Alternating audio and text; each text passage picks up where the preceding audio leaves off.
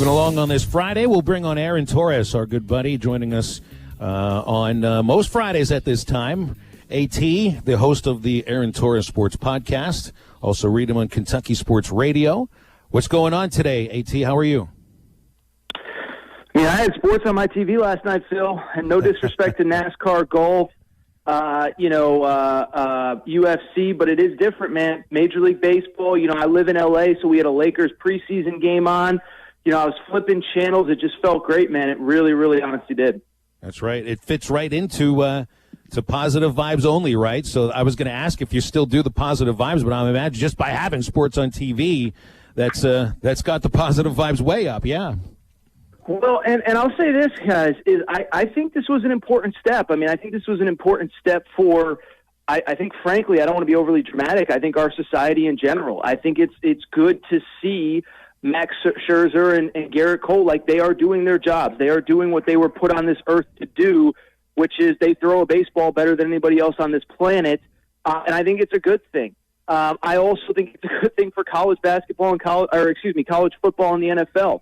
I understand that there are different elements at play with football. It's a violent contact sport, tackles, blocking, all that stuff. I understand college is unique with the inability to create a bubble.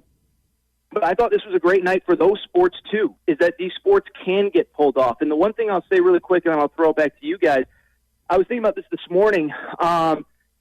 We heard about 6-8 weeks ago when the bubble in the NBA, bubble in the MLS, Major League Baseball, when they were starting to formulate their plans, we heard all the reasons that they couldn't work. Well, Major League Baseball, they're going to be traveling city to city. They're going to be staying in hotels. They're going to this. They're going to that.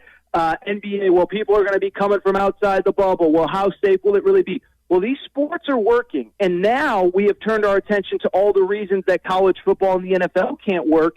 And all I'm saying is, whether it's Greg Sankey, whether it's Roger Goodell, whether it's whoever, they have access to really smart people, and I think last night was a great step to show that sports can work. They're different sports with different problems, different solutions that people need to come up with.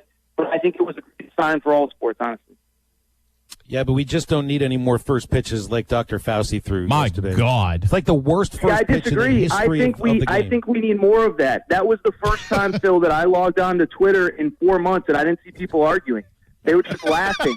They were just having a good time. They were just making fun of this old man that probably shouldn't have thrown out a first pitch or at least practiced. I know he's busy trying to save our society as a whole, but you got to get a few warm-up throws in. But I think we need more of that, man. I think we need more laughs. I think we need more, jokes. I think we need, that was something that, I could send to my wife. I could send to my mom. I could send to whoever. I think we need more of that. I hope Dr. Fauci throws out the first pitch at every game. Screw that.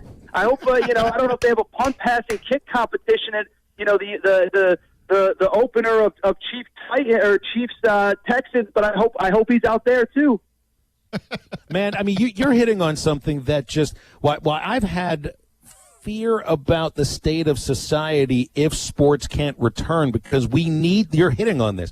We need the things that help us get over our differences, the things that we can all agree upon, like baseball's awesome and football's awesome and hey, did you see that game last night? All of those things, and even, that's why, and I think you pointed this out too, that's why, like 2 weeks into the pandemic, everybody rallied around Tiger King, for crying out loud. It's because we needed something. We need sports. You could say financially, you can say, we need a diversion. We need something to bring us together because society is so splintered. Well, and I think you hate to use this word, but I think distract is part of it too, right? Is there are real issues, and it sucks because listen, we're all holding on by the skin of our nails here. We all know people at this point who have lost their jobs. We all know. I was texting with a good friend of mine last night who, his whole life was turned upside down. I saw him 3 or 4 days before this pandemic hit when I was in Vegas, and he's out of a job, and he has kids, and he doesn't know where things are going to go. I don't have kids, but that could be me tomorrow. I don't know.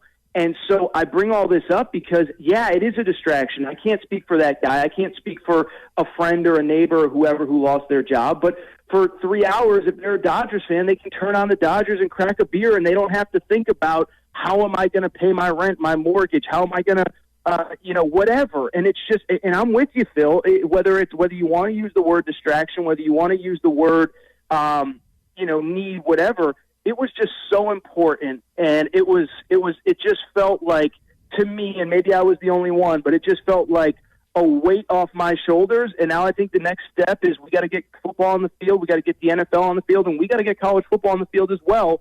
And I am still confident that it's going to happen. Speaking of Aaron Torres here on Halftime, but another big part of the news yesterday, Mike Tyson returning to the ring. And I know I don't think we've ever spoke about boxing, but and it was crazy because with everything happening, had that news broke 6 months ago, would have led off every sports show, TV show, radio show, and he breaks the news yesterday, and it was like the fifth or sixth leading story just based on what's going on. But super excited to see Mike Tyson return to the ring, and I'm 27, be the first time I've ever seen him box live. Well, and I'll say this too, right? And I don't want to get, either too political or too out in left field or too conspiracy theory-ish, but isn't that a good metaphor for what we all need right now? But they asked Mike Tyson, you're 53 years old, why are you doing this? Because I can. And isn't that what we all need? Yeah, I can do this. I can pick myself up off the mat. I can go to the grocery store, be respectful, wear a mask. I'm not trying to get political, but I can do this. I can go, I still speak, and I don't want to get too in the weeds here, but I still speak to people that are afraid of going to the grocery store, of going on an airplane. And listen, if you're 78 years old, it's a different deal. But if you're 35, if you're in good health, you can't hide in your house for the rest of your life. I hate to say it, but it is the truth. We have to move on. Can't be scared. And I didn't mean to come on this show and preach, but just the way you guys kind of lined up the questions, and I'm just finishing a workout, so I'm sweating and my brain's moving fast, and I had too much coffee. So, I'm not trying to be, a preacher here, but I think Mike Tyson is a great metaphor for society, man. Pick yourself up off the ground, stop feeling sorry for yourself, get up off social media and go do something, man. And Amen. It's just, and you guys, Phil, you led the segment by saying he regularly joins us on Fridays. Yeah, I missed a few Fridays because I went out on vacation, and God bless, I'm lucky enough to have the financial resources to do it. I'm not trying to rub it in anybody's face, but I also said to myself, when my government, when my politicians let me out of this house, I'm going to go live my life, and I'm not going to live my life in fear. And maybe I was one of the lucky ones. I was responsible. I was respectful of others. I kept my distance. But for 3 straight weekends, I went away. I went away with a friend. I went away with a wife, and I went away with my wife and her family. And I just think that, maybe it means something, maybe it doesn't, but I just loved how Mike Tyson approached that. I'm 53 years old. I want to box. Try and stop me. I think a lot of us need that attitude, not just Mike Tyson. You're 100%.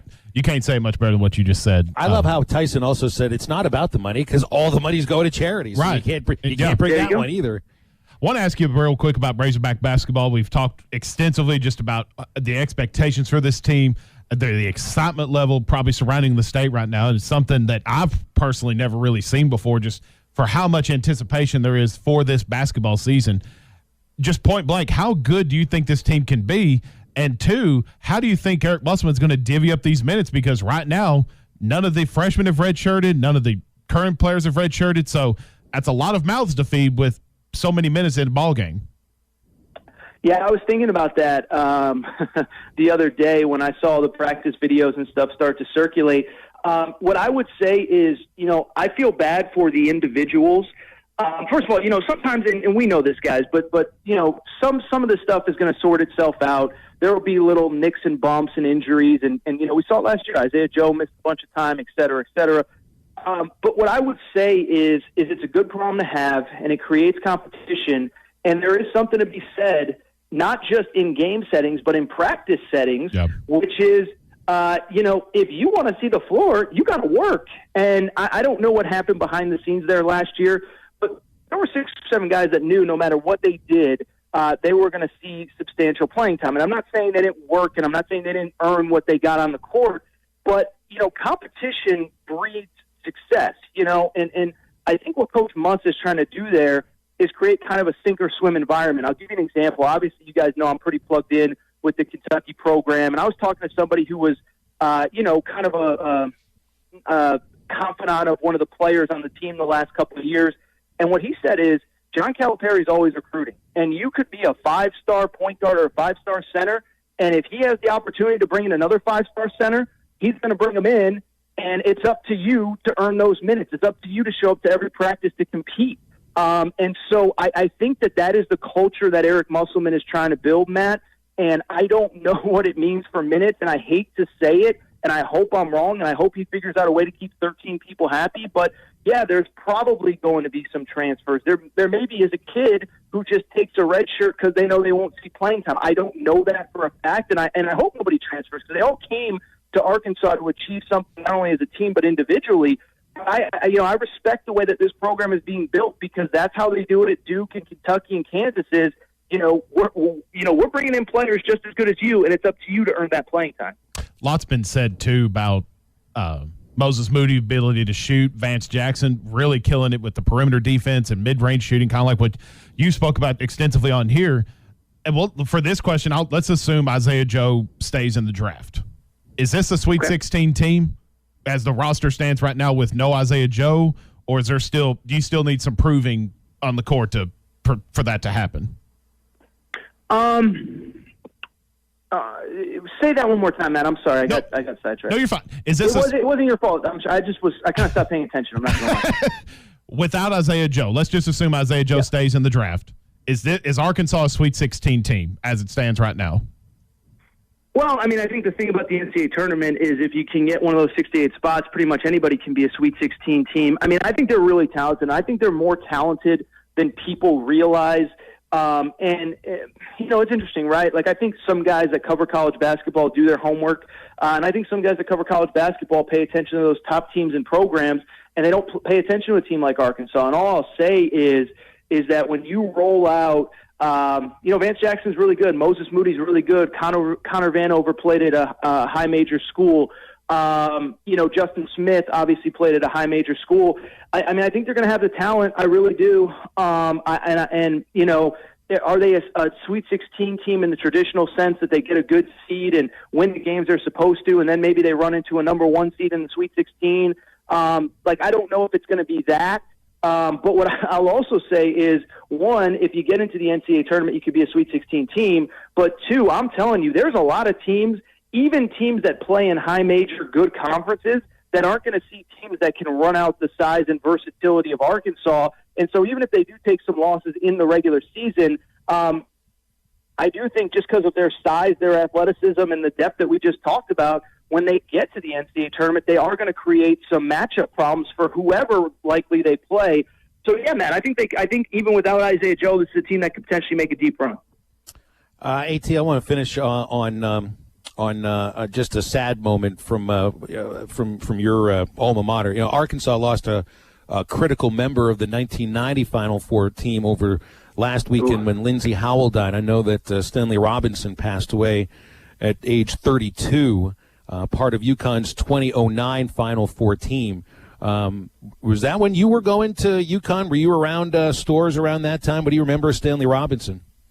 Yeah, it's kind of crazy. He was a freshman when I was a senior, and I lived in an apartment complex, and one of my neighbors was pretty close with him and some of the other guys on the team, Jerome Dyson, A.J. Price, people that probably don't remember. But, Stanley was around, man. He was a good kid. I think, when I kind of was around him, I wouldn't say I was like friends with him or anything, but I think he was a little fish out of water. He was from Alabama.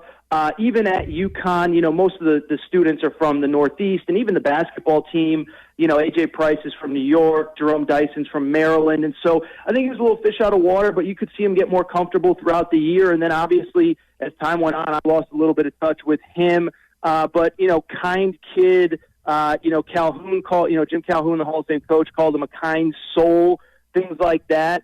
And so, it was sad, man. It was sad to see. It was sad to hear. We don't know the details, but yeah, man, he was a good guy. He was a father of 3. My understanding was he was actually planning to move back up to Connecticut, find some full-time work with his basketball career done. Really tough to see, and, texted a few friends from my UConn days. We were all kind of in shock. But, yeah, really, really sad stuff there, man. Really sad stuff. 32 years of age. That is that is terrible. All right, AT, we appreciate your time, man. It's good Thanks, to have Aaron. you. We'll talk next week. No problem, fellas. Thank you. You got it. Aaron Torres. Download his latest copy of the Aaron Torres Sports Podcast, and he's on Fox Sports Radio over the weekends. Also, go to 906 Cocktail and Cigar Lounge's Facebook page, and you'll find that they are celebrating National Tequila Day today at 906. That's my drink. There we go. $1 off tequila drinks, beers, wine by the glass, well drinks, and specialty cocktails from 4 to 7 o'clock. That's happy hour, and they have happy hour Tuesday through Saturday every week, 4 to 7 o'clock. Tonight is a night of blues. Gary Hutchinson at 7 o'clock. That's 906 Cocktail and Cigar Lounge. Sample, indulge, and escape at 906 Garrison Avenue in downtown Fort Smith. We're going to wrap the first hour of Halftime up right after these quick words